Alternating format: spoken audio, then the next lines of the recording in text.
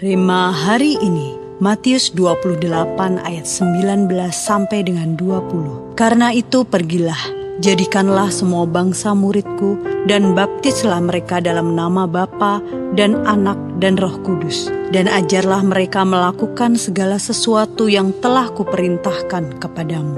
Dan ketahuilah, aku menyertai kamu senantiasa sampai kepada akhir zaman. Salah satu teladan besar dalam menjadi saksi Kristus adalah Stefanus.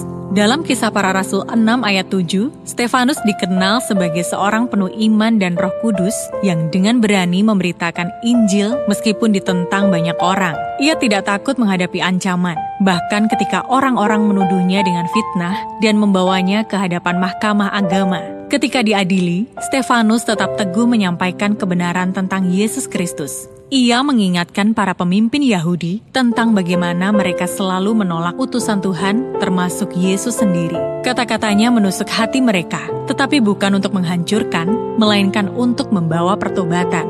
Namun karena hati mereka keras, mereka malah menyeret Stefanus keluar kota dan merajamnya sampai mati. Di saat-saat terakhirnya, Stefanus meneladani Yesus dengan berdoa, "Tuhan, jangan tanggungkan dosa ini kepada mereka." Kisah Para Rasul 7 ayat 60. Stefanus membuktikan kasihnya kepada Tuhan dengan kesetiaannya menjadi saksi, bahkan sampai mati. Kesaksiannya tidak sia-sia. Salah satu orang yang menyaksikan kematiannya adalah Saulus, yang kemudian bertobat dan menjadi Rasul Paulus, penyebar Injil terbesar dalam sejarah kekristenan.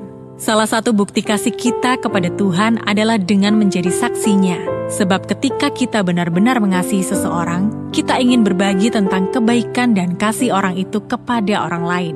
Demikian juga dengan Tuhan. Jika kita mengasihinya, kita pasti rindu agar banyak orang mengalami kasih-Nya yang luar biasa. Mungkin kita tidak menghadapi penganiayaan seperti Stefanus, tetapi kita tetap bisa menjadi saksi Kristus dengan memberitakan firman Tuhan melalui media sosial yang kita punya.